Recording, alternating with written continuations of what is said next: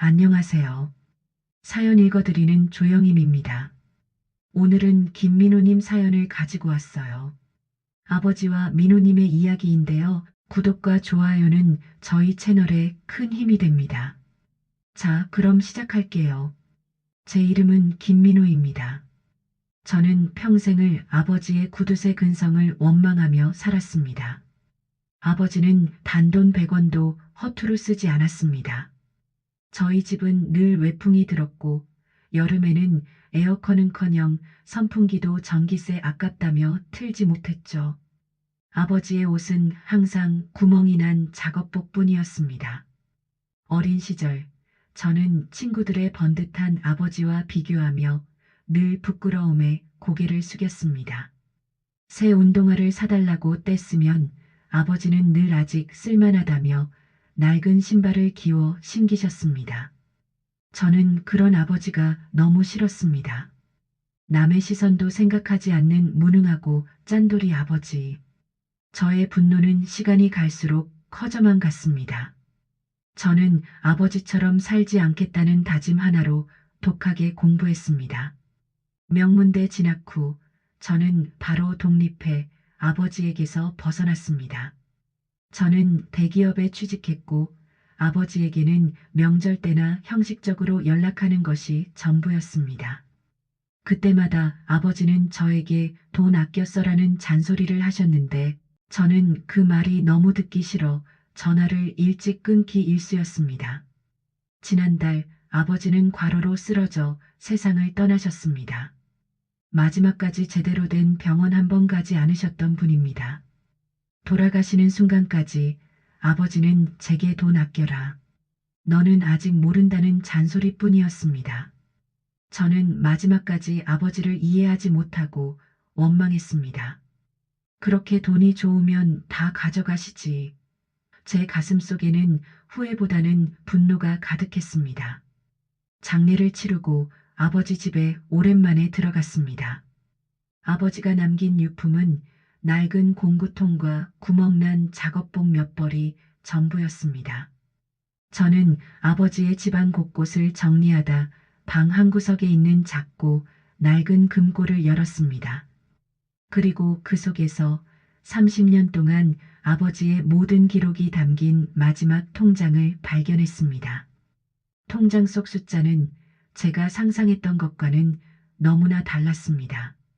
아버지의 통장 잔액은 제가 상상했던 푼돈이 아니었습니다. 눈을 의심했습니다. 수십억 원이 찍혀 있었습니다. 평생 구멍난 양말을 신던 아버지가 어떻게 이런 돈을 모았을까요? 저는 충격과 의문으로 통장의 입출금 기록을 꼼꼼히 확인했습니다. 그 기록은 아버지의 지난 30년 삶을 담은 치밀한 회계 장부와 같았습니다. 놀랍게도 아버지는 30년 동안 매달 두 군데 이상에서 월급을 받고 있었습니다. 주간 일터에서 받은 급여와 야간 일터의 입금 기록이 교차되어 있었습니다. 30년 전부터 최근까지 주간 급여와 야간 급여가 쉼없이 찍혀 있었습니다.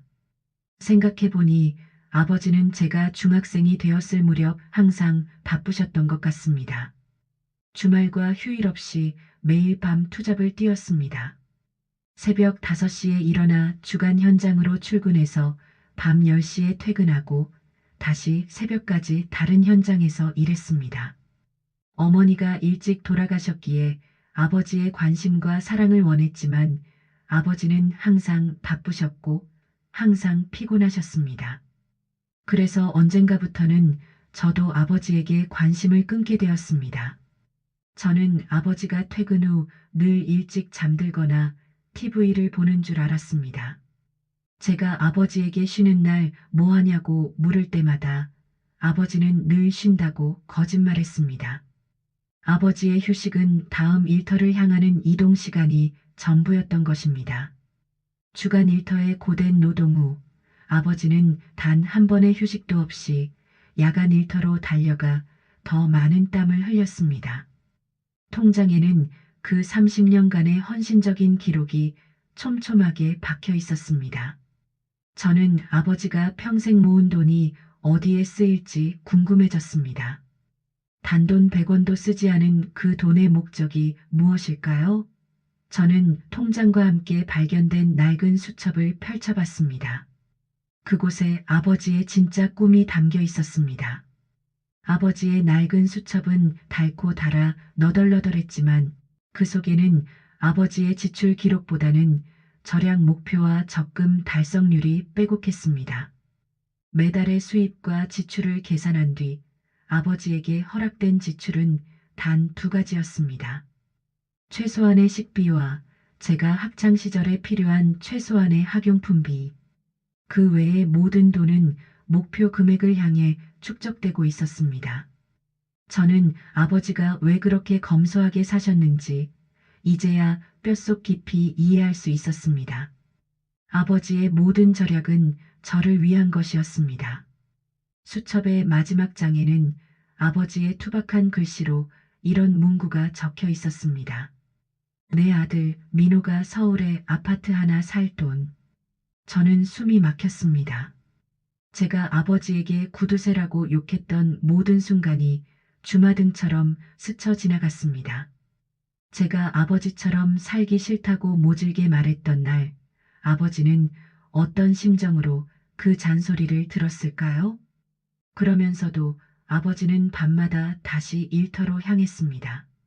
수첩에는 제가 대학교를 졸업하고 대기업에 취직하던 해의 기록도 남아 있었습니다. 민호, 사회 첫발 내딛다. 축하한다. 이제 목표 금액까지 10년 남았다. 그 기록을 보며 저는 흐느낄 수밖에 없었습니다. 제가 스스로 이룬 성취라고 생각했던 모든 순간, 뒤에는 아버지의 헌신과 희생이 그림자처럼 깔려 있었던 것입니다. 아버지는 돌아가시기 직전까지 제게 돈 아껴 써라. 너는 아직 모른다는 잔소리를 하셨습니다. 저는 그게 끝까지 돈에 집착하는 노인의 아집이라고 생각했습니다. 하지만 그 말은 아버지가 30년 동안 이룬 삶의 마지막 당부였습니다. 아들아, 내가 평생 고생하지 않도록 내가 다 이루어 놓았으니 이 피와 땀이 섞인 돈을 함부로 쓰지 말고 행복하게 살아라. 아버지의 그 절규가 제 가슴을 후벼 팠습니다. 저는 이제야 깨달았습니다. 제가 평생 무능한 구두쇠라고 욕했던 아버지는 사실 아들의 인생 전체를 지키기 위해 자신의 모든 것을 포기한 이 세상 가장 위대한 아버지였다는 것을요. 아버지의 잔소리는 제가 가장 떳떳하고 부유한 아들로 살기를 바라는 아버지의 마지막 소원이었던 것입니다. 저는 그 통장과 수첩을 끌어안고 30년치의 후회와 죄책감을 쏟아냈습니다. 아버지의 수첩을 계속 들여다보았습니다. 내 아들 서울에 아파트 하나 살 돈이라는 문구 옆 페이지에는 작은 글씨로 적힌 또 하나의 목표 금액이 있었습니다. 액수는 아파트 자금에 비하면 훨씬 적었지만 아버지에게는 그 어떤 금액보다 중요했을 것이 분명했습니다. 내 아들 회사 퇴직 후 작은 카페 차릴 돈. 저는 눈물을 멈출 수가 없었습니다. 저는 대기업에 다니면서 늘 퇴사 후 나만의 작은 카페를 운영하고 싶다는 꿈을 꾸곤 했습니다. 주위 사람들에게는 취미처럼 이야기했지만 사실 제 마음속 가장 큰 소망이었습니다. 그런데 그 꿈을 제가 아버지에게 단 한 번도 진지하게 이야기한 적이 없었습니다. 저는 생각했습니다. 아버지에게는 제가 잘 나가는 대기업 직원인 것이 자랑이었을 텐데 왜 아버지의 수첩에 이런 내용이 적혀 있었을까요? 저는 아버지와 어색한 관계였기 때문에 아버지에게 제 속마음을 터놓은 적은 없었습니다. 그런데도 아버지는 어떻게 제 마음속 깊은 꿈을 알고 계셨을까요? 곰곰이 생각해 보니 몇 년 전 명절에 제가 취중진담처럼 흘려보낸 말이 있었습니다. 아버지, 회사 생활 힘들어. 나중에 시골에 작은 카페나 차리고 살았으면 좋겠어. 술김에 했던 그 한마디를 아버지는 놓치지 않았던 것입니다. 아버지는 제가 사회생활에서 겪는 힘듦까지도 꿰뚫어 보고 계셨습니다. 아버지는 아파트라는 가장 큰 안정을 마련하는 동시에 제가 혹시라도 회사 생활에 지쳤을 때 기댈 수 있는 작은 꿈까지도 계획하고 계셨습니다. 아버지는 제가 돈 걱정 없이 하고 싶은 일을 하며 행복하게 살았으면 좋겠다는 바람을 30년간의 헌신적인 투잡 계획에 조용히 녹여두셨던 것입니다. 아버지에게는 그 카페 자금도 아파트 자금처럼 구멍난 작업복을 입고 땀으로 모은 피 같은 돈이었을 겁니다. 저는 아버지의 삶이 오직 생존을 위한 투쟁이었다고 생각했습니다. 하지만 아버지의 삶은 생존을 넘어 아들의 물질적 안정과 정신적 행복이라는 두 마리 토끼를 잡기 위한 가장 섬세하고 위대한 사랑의 계획이었습니다. 아버지의 수첩을 보고 있자니 저는 아버지에게 너무나 죄송했습니다.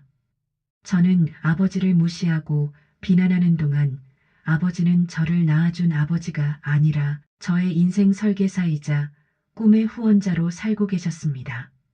아버지의 통장에는 돈만 담겨 있었던 것이 아닙니다. 아들에 대한 깊은 이해와 배려, 그리고 말로 다하지 못한 사랑이 담겨 있었습니다. 아버지가 돌아가시는 순간까지 했던 돈 아껴 써라는 잔소리, 그 속에 담긴 아버지의 진심은 무엇이었을까요? 저는 그 말을 들으며 끝까지 돈에 집착하는 노인의 아집이라고 치부했습니다. 하지만 이제 그 말이 달리 들립니다. 아들아, 이 돈은 내가 편안하게 살 수 있도록 아버지가 30년 동안 쉬지 않고 모은 피와 땀이야. 그러니 이 소중한 돈을 함부로 쓰지 마라. 아버지의 절규가 제 가슴을 후벼 팠습니다. 아버지의 구두쇠 생활은 단순히 돈을 모으는 행위가 아니었습니다. 그것은 아들이 행복할 미래라는 목표를 향한 아버지의 엄격한 자기 관리였습니다.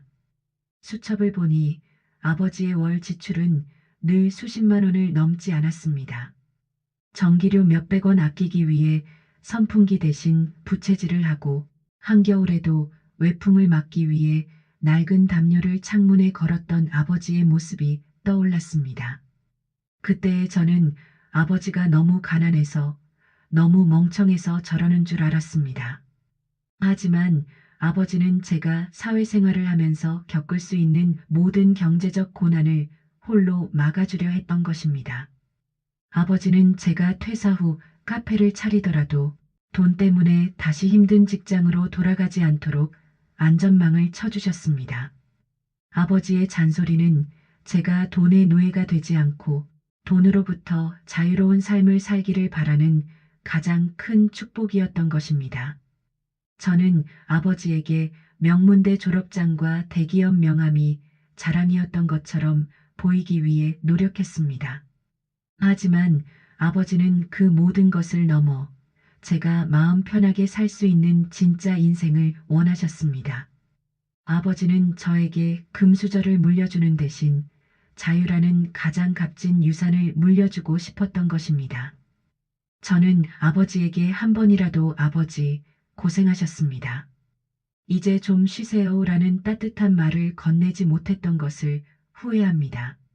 제가 아버지에게 구두쇠라고 욕할 때마다 아버지는 그 비난을 묵묵히 견디면서도 밤마다 일터로 향해 저의 미래를 쌓아 올렸습니다.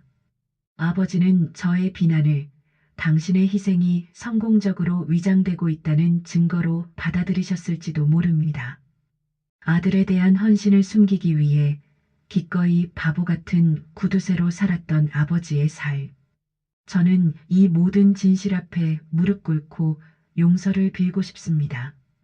저는 아버지의 통장을 정리하며 아버지의 30년 헌신을 단지 돈으로만 생각할 수 없었습니다. 아버지가 이룬 이 수십억 원의 유산은 아버지의 땀과 눈물, 그리고 저를 향한 멈추지 않는 사랑이 응축된 결과였습니다. 저는 아버지의 유산을 아버지의 피와 땀이 섞인 존엄한 돈으로 여기며 살기로 결심했습니다. 가장 먼저 한 일은 아버지의 낡은 수첩에 적혀 있던 서울 아파트의 목표 금액을 실현하는 것이었습니다. 저는 아버지의 유산으로 아버지가 원했던 위치에 작은 아파트를 마련했습니다. 그리고 그 집에는 아버지의 낡은 작업복과 공구통을 가장 잘 보이는 곳에 두었습니다. 그 작업복은 저에게 부끄러운 가난의 상징이 아니라 위대한 헌신의 상징이 되었습니다. 그리고 두 번째 목표, 작은 카페의 꿈도 이루기로 했습니다. 대기업을 그만두는 것은 두렵지 않았습니다. 아버지께서 이미 저의 가장 큰 두려움이었던 경제적 안정을 해결해 주셨기 때문입니다. 저는 아버지의 수첩에 적힌 금액으로 아버지가 원하셨던 시골은 아니지만 조용하고 아늑한 동네에 작은 카페를 열 준비를 하고 있습니다. 카페 이름은 아버지의 이름을 따서 영순의 커피라고 지을 생각입니다. 저는 아버지를 무능한 구두쇠라고 원망하며 보낸 20년의 세월을 후회합니다. 하지만 그 후회는 이제 저의 삶을 바꾸는 원동력이 되었습니다. 저는 아버지처럼 살지 않겠다는 다짐 대신 아버지처럼 헌신적인 사랑을 실천하며 살겠다는 다짐을 했습니다. 아버지의 숭고한 희생을 잊지 않고 제가 받은 사랑을 세상에 나누는 삶을 살기로 했습니다. 저는 아버지의 낡은 통장과 수첩을 저의 평생의 보물로 간직할 것입니다. 통장 속 잔액은 줄어들 수 있지만 그 속에 담긴 아버지의 사랑과 희생의 가치는 영원히 변치 않을 것이기 때문입니다. 이제 저는 아버지에게 받은 자유와 행복을 제가 사랑하는 사람들과 세상에 돌려줄 준비를 하고 있습니다. 아버지, 이제야 깨달아 죄송합니다. 하지만 아버지의 아들, 이제 아버지의 뜻대로 행복하게 살겠습니다. 네. 여기까지 민호님 사연이었습니다. 여러분, 어떻게 들으셨나요? 저는 참 마음이 아프네요. 아들에게 구두쇠 소리를 들으며 열심히 사셨는데, 아들과 함께 시간을 조금만 더 보냈으면 어땠을까 생각도 해봅니다.